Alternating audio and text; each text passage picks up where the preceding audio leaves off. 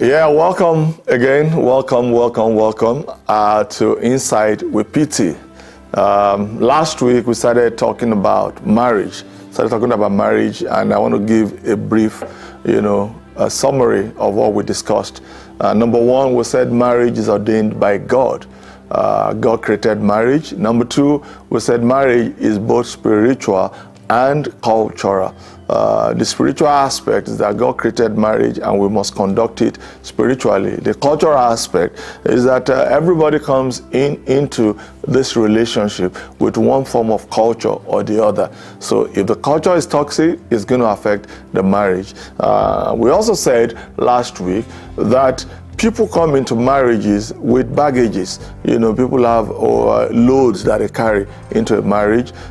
It's like buying a car and nobody checks the trunk, and you can keep a lot of dirty things in the trunk, and that's what happens. Because while people are dating, they make sure that they hide a lot of things in the trunk. If you don't check the trunk, don't be surprised. Once you get married, you start seeing so many things and it might not be good for the marriage. So we also said, who do I marry? And the first point we discussed last week was that you should marry your friend. Don't forget, if you have any questions, send your questions to us and we'll be able to answer your questions, marriage. Number two, who should I marry? You must marry someone who is not angry. It's important. The Bible says that it's better to dwell in the corner of a housetop than in a house share with a contentious woman and even a contentious man. So it's important. If someone is angry and we get married to them, the anger permeates through the marriage. It permeates through the atmosphere. You realize you have to constantly be explaining what you meant, to your spouse, because your spouse is angry. Angry people destroy things. Angry people have no patience with anybody and even themselves. Why? Because there's just something, it's part of the baggage that I talked about last week that people carry, So every discussion with an angry man or woman is like pulling teeth, The question we should ask ourselves, why am I salty? Why am I angry? What is it that triggers off this anger in me? My suggestion to you is that you should seek help, seek counsel, because if you don't, you will destroy what is good. Anger never ends well in any situation. Number three, who do I marry? I'll say don't marry a cowboy or cowgirl. Don't marry a cowboy or cowgirl. This is very important. So you ask me, who is a cowboy? Who is a cowgirl? These are people that they have no respect for anybody. They revere nobody. I'm not talking about fearing people. I'm talking about revering people, honoring people, respecting people. Let me say this. Most men, and I use the word most, who grew up with a woman and they have no authority figure in the home, it's always difficult for them to submit to other men. Very difficult.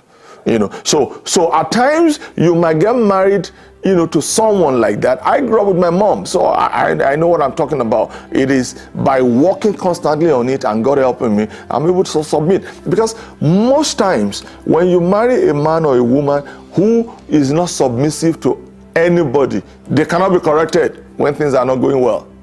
Because they don't honor anybody.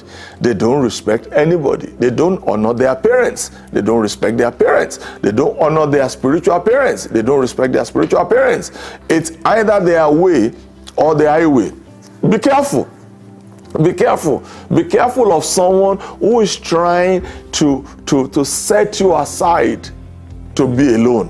What they are doing is that they are setting you up to be able to deal with you so that nobody will be able to come to your aid. So be careful before you get married to a cowboy or cowgirl. Get your families involved.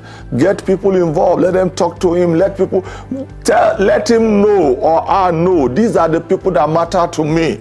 If you don't honor or respect them, it's going to affect this relationship. So you must understand this. And as soon as they do it, some people can play the game. and they look like everything is okay, you continuously check them out. You continuously help them so that they will get better and better, So and that's it, Say, who do I marry? Marry someone who fears the Lord. Marry someone who fears the Lord. This thing looks so simple, but I'm telling you, if a man or a woman does not fear God, they will do whatever they choose to do concerning you. A man that doesn't fear God will beat up his wife. A man that doesn't fear God will cheat. A woman that doesn't fear God will just do anything she wants to do and think that, hey, it's my life and I can do whatever I want to. Someone that fears the Lord will submit to Scripture. Someone that fears the Lord will submit to authority. Someone that fears the Lord will submit to higher authority. Let me give you an example here. Many years ago, in my state back home in Nigeria, promotion by hierarchy, and they wanted to make a man, a judge, and they went to his village to ask his king that, hey, this your man is next in line to be a judge, the chief judge of the state. What do you think? And the king said, nobody can talk to him. That's the end of the promotion. That's the end of the promotion. Why? Why are they saying that? Are they saying that you should provide justice? No, that's not what they're saying. They're saying once you give someone who cannot be spoken to, as it were, if you give them power, I'm telling you, you have just reinforced into them that they can do anything they want to do because they don't know how to handle power. They don't know how to handle it. So you have to be careful, Someone that fears the Lord. Does he love the Lord? Or does he love his car more than God? You have to check those. How do I know that? You check the number of hours he uses to clean his car, and you check the number of hours or minutes that he uses to pray. That's how you begin to see. And say, okay, I know where the heart of this guy is. I know where the heart of this guy is. Thank you for watching and listening to Insight with PT, our weekly podcast streaming every week at the same time. Join us next week for the continuation of this program.